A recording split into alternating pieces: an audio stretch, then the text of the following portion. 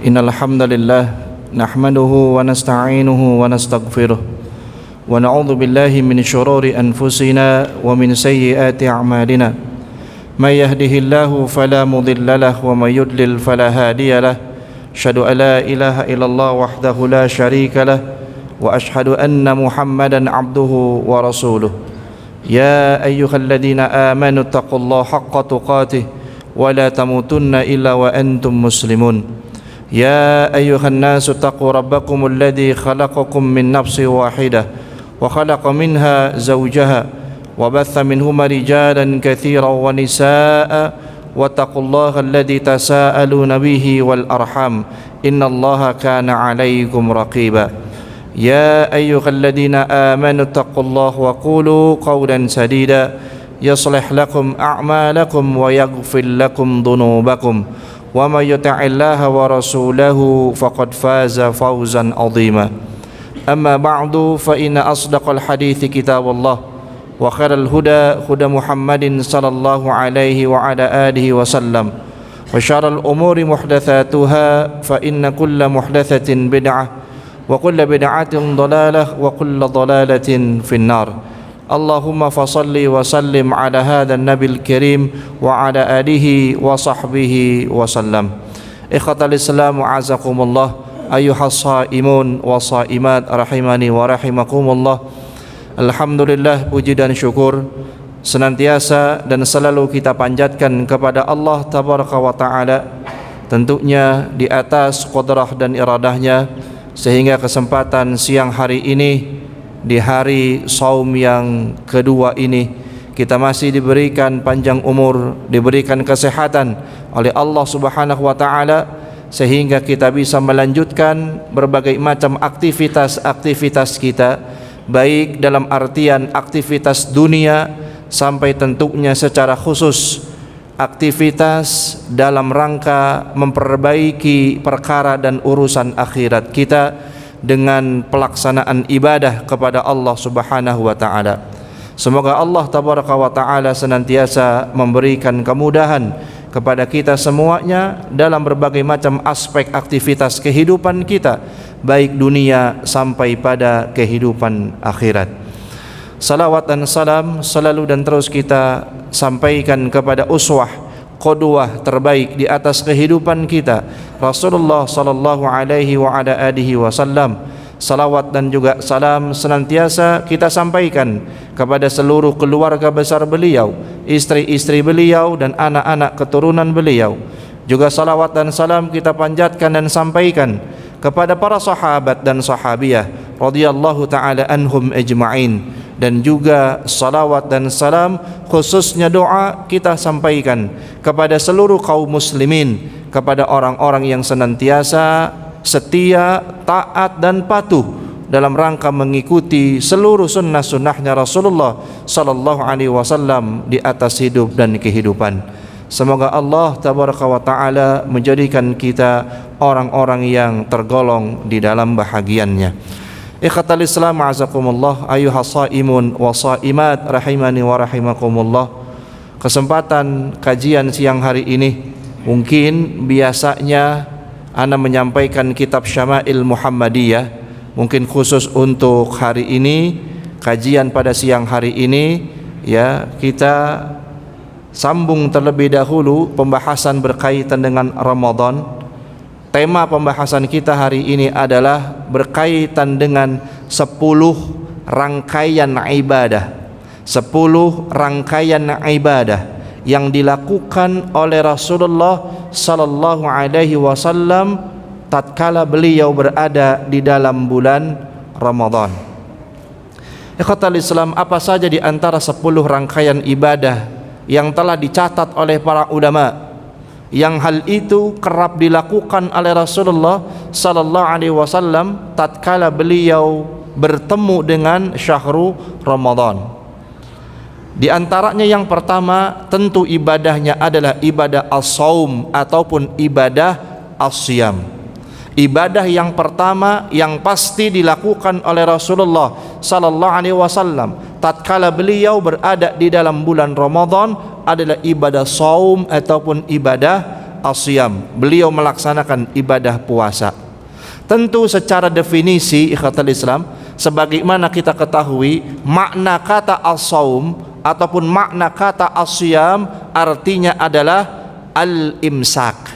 Artinya adalah al-imsak. Imsak itu artinya menahan. Ya, makanya orang-orang yang berpuasa itu artinya menahan diri dari tidak makan, tidak minum, wasailil muftarat, dan dari segala sesuatu yang bisa menyebabkan batalnya puasa. Tentu dari terbit fajar sampai terbenamnya matahari. Ya, dan tentu ikhwatal Islam ingin anak ingatkan, ya, berkaitan dengan imsak itu sendiri, ya, maka realita yang terjadi di kehidupan masyarakat kita, ya, satu hal yang perlu kita luruskan adalah yakni berkaitan dengan penetapan jadwal imsakiyah misalnya. Ya, di mana-mana orang kalau bulan puasa itu Pak, di rumah pasti punya apa? Jadwal imsakiyah. Di mana di situ misalkan tertulis imsak jam 4 lewat 20 menit, sedangkan subuh jam 4 lewat 40 menit. Masih ada di antara kita Pak, tiba-tiba ada satu kejadian, ya, ada seseorang yang bangun terlambat untuk makan sahur. Begitu dia bangun, dia lihat jam 4 lewat 25 menit Pak. Padahal di jadwal imsak adalah imsak itu jam 4 lewat 20 menit. Akhirnya apa yang terjadi? Orang ini tidak sahur Pak, karena dia merasa telah terlambat untuk makan sahur karena telah melewati batas waktu jadwal imsak yang dia tempel di dinding rumahnya. Masih ada nggak yang seperti ini, anak tanya? Masih ada, ya. Tentu ini satu kekeliruan yang besar, karena sebagaimana kita ketahui, tatkala Rasulullah SAW di masa hidupnya mengajarkan kepada kita tentang hal ini, di mana tentunya azan subuh di zaman Rasulullah SAW dilakukan oleh dua sahabat besar. Pada azan yang pertama dipanjatkan, disampaikan oleh siapa? Dikumandangkan oleh siapa? Sahabat Bilal bin Rabah radhiyallahu taala anhu. Di mana tatkala Bilal mengumandangkan azan, di saat itu Nabi SAW mengatakan, al-an, sekarang ini waktunya bagi kalian dihalalkan untuk makan dan diharamkan bagi kalian untuk salat. Maknanya adalah perkataan Rasulullah ini, dihalalkan kalian untuk makan, maknanya adalah dihalalkan bagi kalian untuk melakukan sahur, dan diharamkan bagi kalian untuk salat, maknanya belum waktunya untuk melaksanakan salat subuh. Maka kemudian tatkala azan yang kedua dikumandangkan oleh sahabat siapa? Sahabat siapa? Abdullah bin Ummi Maktum radhiyallahu taala anhu, dan Nabi mengatakan, al-an, sekarang ini telah diharamkan bagi kalian makan dan dihalalkan bagi kalian salat.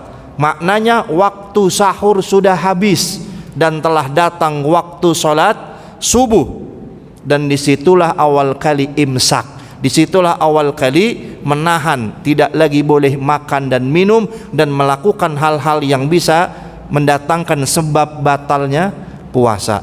Tapi masih ada ikhwatul Islam sampai hari ini orang-orang yang masih percaya menetapkan jadwal imsakiyah seperti yang tertera pada, ya, jadwal yang ditempel di dinding-dinding rumah mereka, sehingga ketika mereka melewati batas waktu itu seolah-olah mereka tidak boleh lagi makan sahur. Padahal dalam riwayat yang lain pun kata Nabi, kalau kau lagi makan tiba-tiba tiba waktu subuh, maka kata Nabi, selesaikan apa yang ada di tanganmu.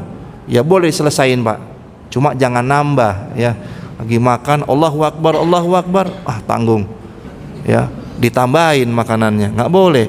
Ya boleh menyelesaikan apa yang ada di tangan kita saja. Setelah itu selesai, letakkan, karena telah tiba waktu imsak, maknanya telah tiba waktu puasa. Karena sekali lagi definisi kalimat as-saum ataupun as-siyam artinya adalah al-imsak, yakni adalah kita menahan, ya. Maka ikhwatul Islam, berpuasalah seperti puasa yang dilakukan oleh Rasulullah SAW, puasa yang bernilai, puasa yang bisa mendatangkan kebaikan-kebaikan. karena kita selalu diingatkan oleh sabda Rasulullah sallallahu alaihi wasallam yang Nabi mengatakan, rubba shaim laisa lahu min siyamihi ilal ju'i wal 'atas. Berapa banyak orang-orang, kata Rasulullah, mereka berpuasa namun hanya mendapatkan lapar dan haus saja, dia tidak mendapatkan apa-apa dari puasanya. Kenapa demikian?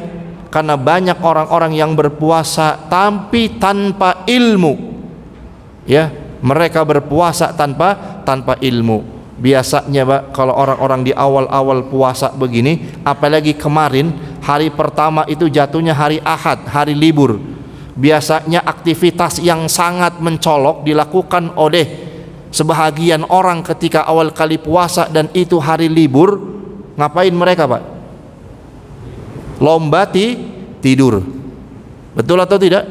Iya. Ada orang yang tidur setelah selepas sahur dan bangun 15 menit menjelang berbuka Pak. Jangan-jangan di sini ada kali. Ya, insya Allah tidak ada. Ada orang yang demikian, ikhwatal Islam. Jadi puasanya hanya dipakai untuk apa? Tidur. Bukan tidak boleh tidur, tapi yang tidak boleh adalah kebanyakan tidur. Dan ada orang-orang yang demikian puasanya, apalagi kalau sudah hari libur, subhanallah.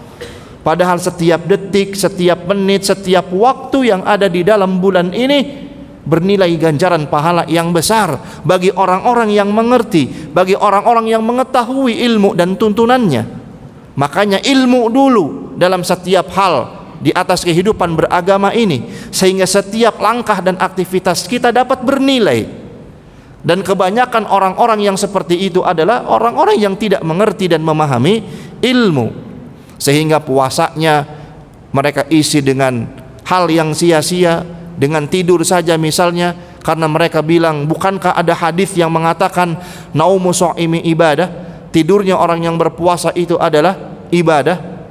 Ya, kita tahu ikhwatal Islam, jangan gunakan hadis ini lagi. Ini hadis yang dhaif, yang lemah secara periwayatannya, tidak bisa dijadikan sebagai hujjah bagi kita. Maka kenapa kita harus hanya mengisinya dengan tidur dan hal yang sia-sia, padahal banyak ya perbuatan-perbuatan yang insya Allah dapat mendatangkan kemuliaan bagi kita semuanya. Ya, naam. Kemudian dari sahur, ya, sampai satu hari kita berpuasa, sampai menjelang waktu berbuka puasa. Maka ikhwatal Islam, saat-saat berbuka puasa juga adalah saat-saat di mana diijabahnya doa kita di hadapan Allah Subhanahu wa taala. Jadi jangan konsentrasinya hanya memikirkan makanan apa yang akan kita makan tatkala berbuka, tapi di saat-saat itu juga adalah waktu di mana diijabahnya doa kita di hadapan Allah Subhanahu wa taala. Makalah banyaklah berdoa kepada Allah di waktu menjelang berbuka puasa. Ya, kalau orang-orang misalkan bapak-bapak atau ibu-ibu sore-sore ketika ditanya ketemu di jalan, mau kemana Pak? Mau kemana Bu? Biasa Ustadz keliling, mau nyari takjil katanya. Mau nyari apa Pak? Takjil. Kalau sore-sore begitu. Takjil itu apa? Takjil itu apa Pak? Takjil itu jenis makanan berbuka. Betul begitu? Nah, ini kesalahan istilah Pak. Saya kasih tahu. Takjil itu bahasa Arab, artinya bersegera. Ya, takjil itu bukan jenis makanan berbuka. Seolah-olah takjil itu kolak, apalagi bala-bala, nondi, ya, macam-macam tuh.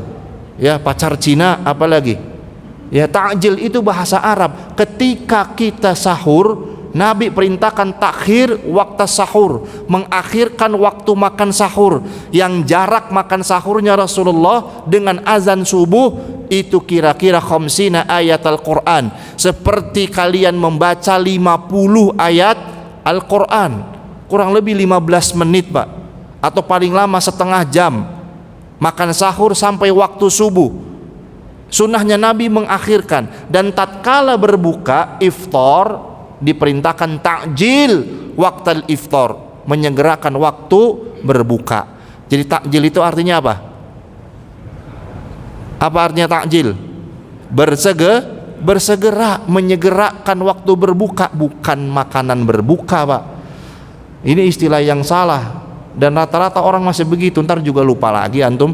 Sampai rumah begitu ditanya sama istri, kemana? Biasa, nyari takjil. Antum ngomong sama orang Arab diketawain, Pak. Nyari takjil kata orang Arab. Apanya yang dicari? Ya, makanya udahlah, nggak usah pakai sosokan bahasa Arab kalau nggak ngerti, pakai bahasa kita aja.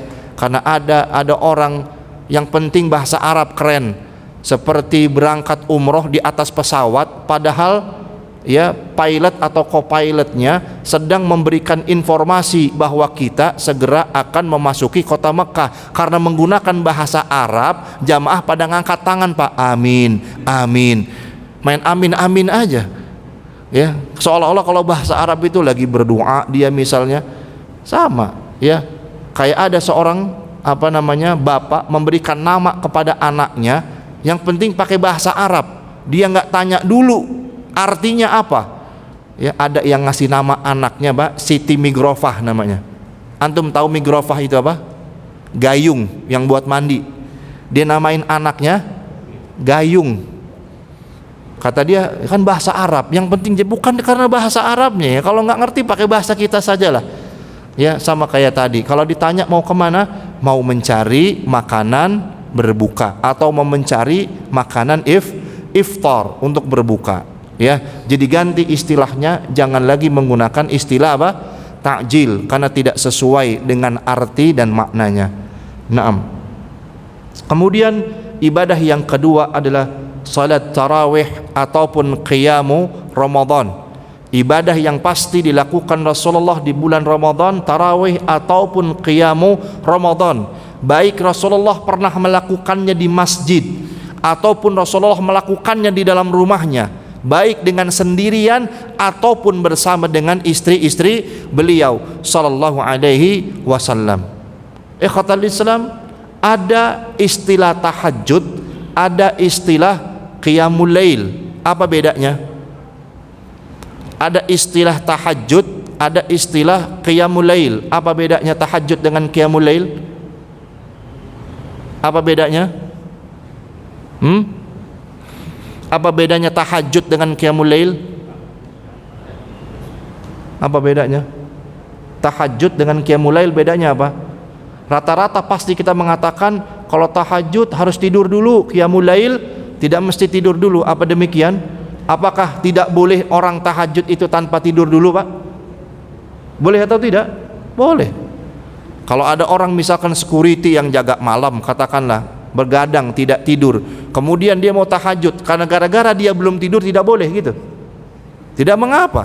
Bedanya tahajud dengan qiyamul lail, kata sebahagian para ulama, tahajud itu ibadah yang spesifik identik dengan pelaksanaan sholat. Sedangkan qiyamul lail lebih luas cakupannya, tidak spesifik dan identik hanya pada pelaksanaan sholatnya saja. Setiap amal ibadah yang dilakukan dalam rangka menghidupkan malam itu bisa dikategorikan kepada qiyamul lail.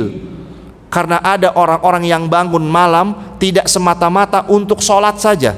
Ada di antara mereka yang mungkin berzikir kepada Allah, ada yang talabul ilmi, menuntut ilmu. Bahkan kata para ulama, bangunnya seorang wanita di malam hari untuk masak makan makanan dan mempersiapkan untuk sahur, itu pun juga bahagian dari qiyamu al-lail, yakni cakupannya lebih luas ibadahnya. Tahajud identik kepada sholatnya. Makanya Allah mengatakan wa minal laili fatahajjat bihi nafilatan lak asa ayyab'atsaka rabbuka maqamam mahmuda. Dan ada pada sebagian malam fatahajjat bi, ada orang-orang yang tahajud pada malam itu, sebagian malam itu. Ya, jadi tahajud khusus pada salatnya, qiyamul lail lebih luas cakupannya. Bukan hanya semata-mata pada pelaksanaan salatnya saja. Antum bangun ada yang baca Quran, antum bangun ada yang berzikir, antum bangun ada yang mungkin membantu istri menyiapkan makan makanan untuk sahur. Pahala atau tidak? Pahala. Dan itu juga dikategorikan kata para ulama dengan qiyamul lail. Jelas? Naam. Ya, jadi itu ibadah yang kedua dilakukan Rasulullah, tarawih ataupun qiyamu Ramadan, secara spesifik khusus pelaksanaan salat malamnya. di mana kita tahu Nabi mengatakan sallallahu alaihi wasallam, man qama ramadhana imanan wahtisaban ghufira lahu ma taqaddama min danbi. Barang siapa yang bangun di waktu malam Ramadan, ya, kemudian dia beribadah pada Allah dengan imanan wahtisaban, dengan modal iman dan ihtisaban, penuh dengan pengharapan, maka diampunkan dosa-dosanya oleh Allah, dosa yang telah lalu. Ya, itu ibadah yang kedua, tarawih ataupun qiyamu Ramadan. Ats-tsalits, yang ketiga, ibadahnya adalah tilawatul Quran. Tilawah Al-Quran.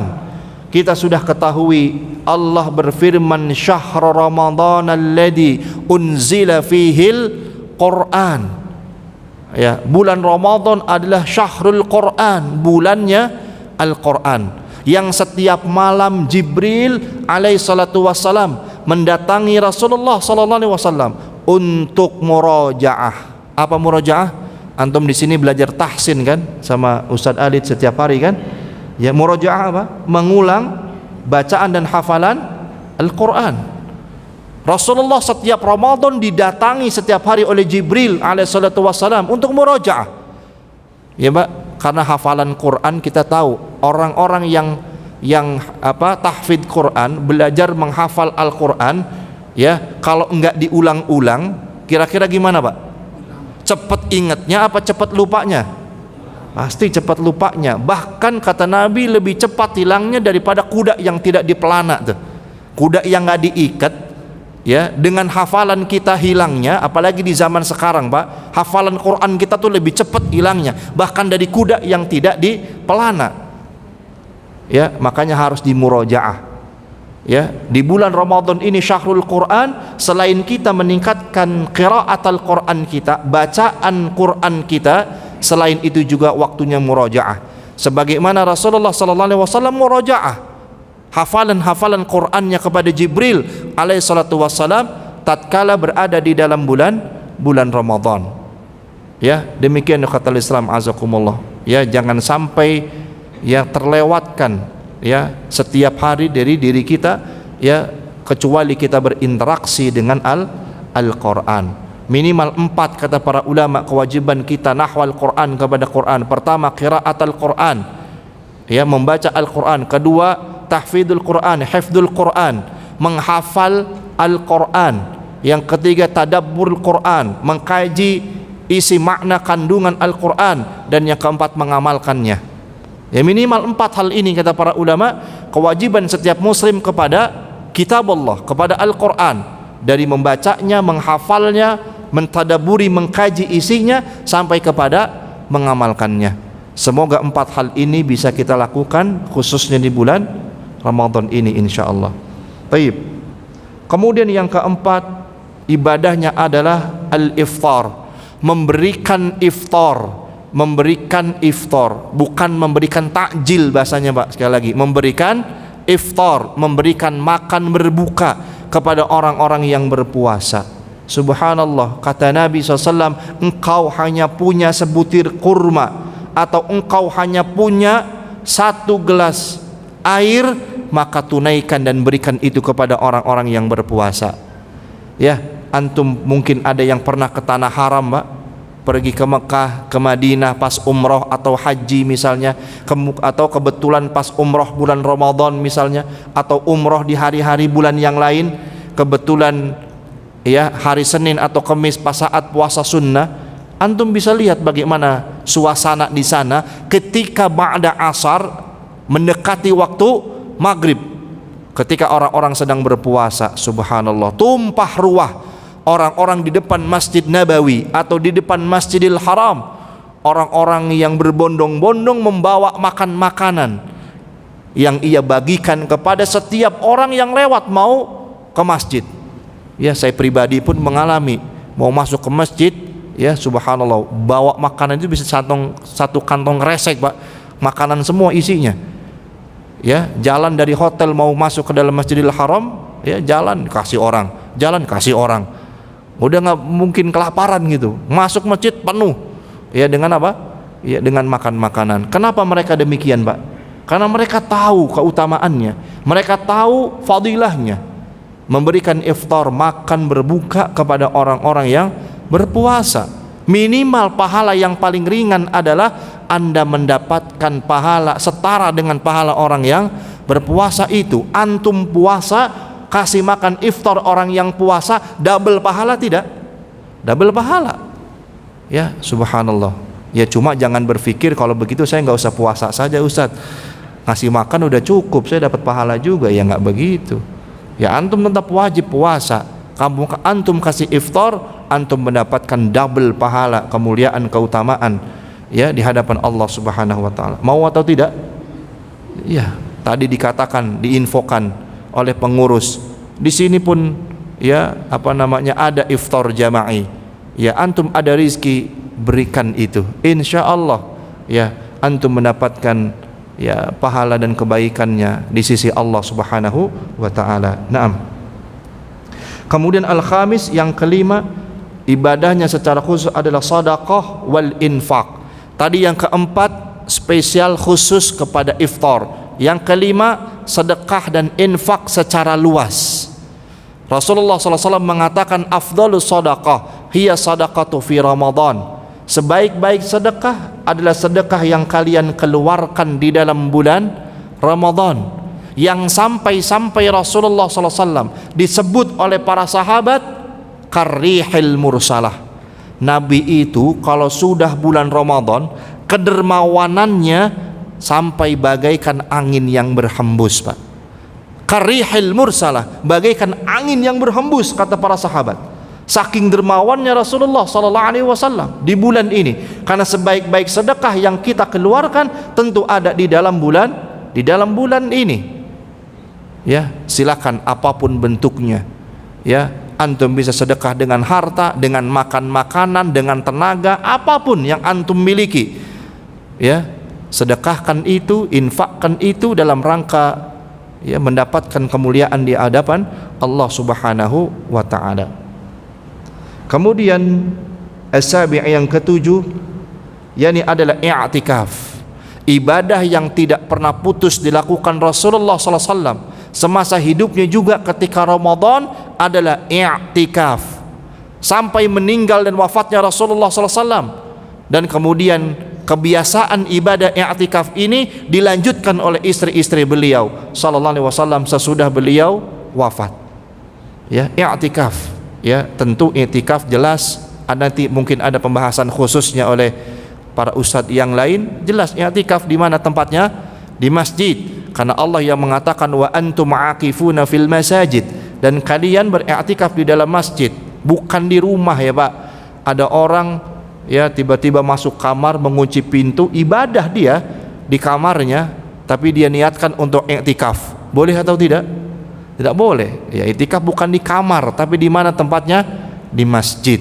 Perempuan boleh atau tidak iktikaf, Pak? Perempuan boleh atau tidak untuk ikut iktikaf? Boleh. Ya, hukum i'tikaf bagi kaum perempuan boleh ketika ada mahramnya, khususnya ketika ditemani juga oleh suaminya, sebagaimana istri-istri Rasulullah juga i'tikaf dahulu. Ya, dan istri para sahabat juga i'tikaf dahulu. Ya, boleh, ya. Naam. Kemudian yang ketujuh adalah Lailatul Qadar. Ibadah yang ketujuh adalah Lailatul Qadar. Ya, keenam dan ketujuh berkaitan. I'tikaf dilakukan dalam rangka apa? Yang ketujuh, berburu Lailatul Qadar. Yang kita tahu ikhwatal Islam, dalam satu hadis Nabi SAW mengatakan tatkala menjelaskan firman Allah surah Al-Qadar, ya inna anzalnahu fi Lailatul Qadar wa ma adraka ma Lailatul Qadar Lailatul Qadri khairun min alfi syahr. Kata Nabi SAW, tatanazzalul malaika tilkal lailah akthar min adadil hasa. Kata Rasulullah SAW, sesungguhnya turunnya malaikat pada malam Qadar itu jumlahnya lebih banyak daripada jumlah hasa, debu ataupun pasir yang ada di muka bumi ini. Antum mengambil segenggam pasir, debu, bisa nggak dihitung, Pak? Bisa nggak dihitung? Tidak bisa. Ya, Bahkan kata Nabi, jumlah malaikat yang turun ke atas muka bumi ini pada malam Qadar lebih banyak jumlahnya daripada jumlah pasir atau debu yang ada di muka bumi ini. Saking banyaknya malaikat berdesak-desakan turun ke muka bumi ini. Tentu untuk melihat siapa di antara kita yang beribadah kepada Allah Subhanahu wa taala. Dan ingatlah ikhwatal Islam, kita tahu khairun min alfi syahr, lebih baik dari 1000 bulan. 1000 bulan itu kurang lebih 84 tahun. Angkat tangan Pak di sini yang antum ada usianya sudah 80 tahun, ada tidak? Tidak ada kan? Nggak mungkin 80 tahun masih kerja di sini, pasti sudah dipensiunkan pasti ya. 80 tahun, 84 tahun 1000 bulan kurang lebih setara dengan 84 tahun. Maka kata para ulama, orang-orang yang satu kali saja mendapatkan kebaikan kemuliaan Lailatul Qadar, maka dia telah mencukupi sampai seumur hidupnya. Umur kita rata-rata 60-70. Ini 84 tahun Pak, 1000 tahun. Sekali dapat Lailatul Qadar sudah lebih nggak dari usia kita?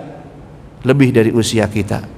Makanya Nabi SAW disebutkan dalam hadis Aisyah Ummul Mukminin radhiyallahu taala anha, idza ja'al ashru, ketika telah datang 10 malam yang terakhir, ahyal laila, Rasulullah pasti bangun malam, wa istaiqadha ahlahu, Rasulullah pasti membangunkan keluarganya. Dan yang ketiga, wasadda wa haddal mi'zara, Rasulullah SAW mengencangkan ikat pinggangnya. Ya, wasadda wa haddal mi'zar, mengencangkan ikat pinggang. Maknanya apa kira-kira Pak? Apa Rasulullah SAW mau naik jet coaster gitu, dikencangkan ikat pinggangnya? Maksudnya adalah bersungguh-sungguh dan bersemangat. Ini istilah disebutkan mengencangkan ikat pinggang, maksudnya bersungguh-sungguh. Nabi mau ibadah. Tuh 10 malam terakhir, salah satunya adalah menggapai apa? Lailatul Qadar. Makanya kata para ulama, pagi hari sesudah Lailatul Qadar itu, ya, langit di pagi harinya itu, ya, matahari tidak terlalu terik, sejuk suasananya. Kenapa? Karena ada begitu banyak malaikat yang naik kembali ke atas langit, sehingga jumlah mereka sampai menghalangi cahaya matahari yang turun ke bumi. Ya, itu ciri-ciri secara apa? Secara alam. Ya, mungkin antum nanti pagi-pagi lihat ke atas langit, wah ini sejuk, Masya Allah. Ya, matahari tidak terlalu panas, cerah tapi sejuk. Ya, ketika pagi harinya, subhanallah. Ya, jangan-jangan saya dapat nih. Ada kadang-kadang orang terlalu pede gitu kan. Kayaknya saya dapat nih Lailatul Qadar nih, main saya dapat aja. Gitu kan? Ya, sama kayak orang terlalu pede. Wah, Idul Fitri nih, saya sudah menjadi fitrah. Ya, bersih, suci, tidak ada dosa, laksana bayi yang baru dilahirkan dari kandungan ibunya. Ada nggak orang sering bilang begitu Pak? Ada. Ya, ini juga kesalahan ini. Ya, kesalahan. Dibilang Idul Fitri kembali fitrah, padahal Idul Fitri dari kata iftar. Apa tadi iftar Pak? Iftar itu apa artinya? Berbuka. Idul Fitri artinya apa? Kembali berbuka. Setelah kita puasa 1 bulan, hari 1 Syawal nanti kembali berbuka, halal kembali makan dan minum di siang hari, bukan kembali fitrah, kembali suci. Ini mah waduh, artis yang di televisi yang suka goyang gergaji apa goyang kampak tuh apa namanya, ya kan? Wah, setiap hari buka aurat, lenggak kanan, lenggok kiri, ya Allah karim, ya kan? Begitu Ramadan pakai jilbab, selesai Ramadan dibuka lagi, ya kan? Terus dia diwawancara, dia bilang hari ini 1 Syawal saya sudah kembali fitrah, bersih suci laksana bayi yang baru dilahirkan dari kandungan ibunya. Pede banget nih orang ngomong begitu. Ya, para sahabat, para salaf terdahulu, persiapan Ramadan itu Pak, sitata ashhur qabla Ramadan, 6 bulan sebelum bulan Ramadan, para sahabat berdoa, bertaubat kepada Allah, minta diampunkan dosanya dan agar dipertemukan dengan Ramadan. Setelah Ramadan selesai, sittata ashhur ba'da Ramadan, 6 bulan pasca Ramadan, para sahabat tidak berhenti berdoa, minta agar Allah mengijabah dan mengabulkan, menerima seluruh amal ibadah mereka di bulan Ramadan.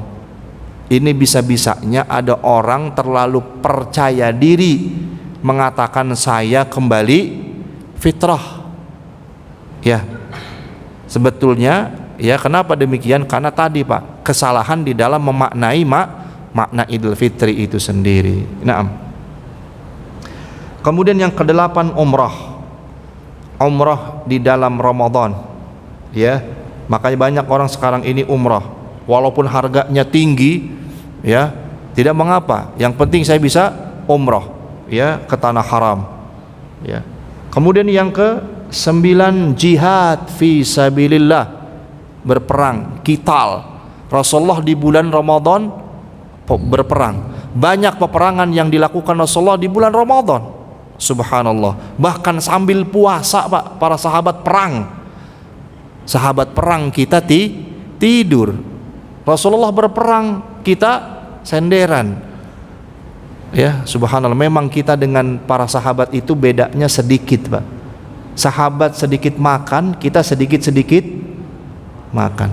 Sahabat sedikit tidur, kita sedikit-sedikit tidur. Betul atau tidak? Nah, Masya Allah. Ya, demikian mereka berperang di bulan Ramadan. Bahkan kemerdekaan Republik Indonesia 17 Agustus 1945, ya, maka itu pun juga terjadi di dalam bulan Ramadan. Ini syahrul jihad, bulannya perjuangan. Kalaupun tidak berperang secara artian yang sesungguhnya, kita berperang dalam artian yang lain, berjihad dalam artian yang lain, dalam artian bersungguh-sungguh di dalam beribadah kepada Allah Subhanahu wa taala. Dan yang terakhir, yang 10 adalah zakat al-fitri. Ya, ditutup dengan zakat fitri, atau orang sering menyebutnya dengan zakat fitrah. Ya, zakat fitri, zakat yang dikeluarkan bertepatan dengan yaumul fitri, pada hari perayaan Aidil Fitri. Ya, dan ini 10 rangkaian ibadah yang tidak mungkin Ana jelaskan lebih rinci satu persatu lagi. Insyaallah mungkin nanti disambung oleh asatidah yang lain karena keterbatasan waktu. Semoga Allah Subhanahu wa taala memberikan taufik dan hidayah untuk kita semuanya, khususnya kekuatan, kesabaran. Karena ibadah itu Pak butuh kesabaran. Ya, ibadah itu jelas amat sangat butuh kesabaran. Ya, makanya ada orang-orang yang mungkin berdoa kepada Allah, kemudian doanya tidak diijabah, berhenti Pak doanya. Ada orang yang beribadah setiap hari bertahun-tahun kepada Allah, terus dia merasa kok kehidupan saya begini-gini saja ya, ekonomi saya begini-begini saja ya, saya nggak pernah jadi orang kaya. Akhirnya orang itu berhenti ibadah. Saya kasih satu ilustrasi Pak. Ya, dunia itu ibarat gelas atau cangkir, sedangkan akhirat itu ibarat air Pak. Ya, ketika kita minta cangkir atau gelas, maka pasti akan hanya diberikan gelas saja. Tapi ketika kita minta air, maka pasti akan juga diberikan dengan gelasnya. Ngerti nggak perumpamaannya? Dunia itu ibarat gelas atau cangkir, akhirat itu ibarat air. Kalau kita minta gelas, ya, atau minta cangkir, pasti akan dikasih gelas atau cangkirnya saja. Tapi ketika kita mintanya air, maka pasti akan diberikan bersama dengan gelas dan cangkirnya. Apa maknanya Pak ilustrasi ini? Ketika kita meminta dunia, ya sudah, Allah akan kasih dunianya saja. Tapi kalau kita prioritas mintanya mengejarnya akhirat, maka dunia pasti mengikuti. Maknanya demikian. Ya, kan tadi dunia itu ibarat cangkir atau gelas, akhirat ibarat air. Kau minta gelas, yang dikasih cuma gelas. Tapi kalau kau minta air, pasti dikasih dengan gelas-gelasnya. Kan nggak mungkin airnya dilemparin begitu. Ya pasti ditaruh di mana? Di gelas. Air itu ibarat akhirat. Kau minta akhirat, dunia juga pasti apa? Dibawa, dikasih sama Allah Subhanahu wa taala. Jelas maksudnya? Naam. Semoga kita lebih pilih mana? Mau cangkir mau air? Air. Minta air pasti dikasih sama cangkir-cangkir dan gelas-gelasnya. Ya nggak mungkin kan air dikasih begitu saja tumpah, pasti ditempatkan di gelas, di cangkir tadi. Ya, itu perumpamaannya kata Islam azakumullah. Ya, semoga Allah ya memberikan kepada kita kebaikan. Insyaallah semangat sampai akhir Ramadan. Aqulu qauli hada wa astaghfirullahal li wa lakum. Subhanakallahumma bihamdika asyhadu an la ilaha illa anta astaghfiruka wa atubu ilaik. Hadanallahu wa iyyakum ajma'in. Assalamualaikum warahmatullahi wabarakatuh.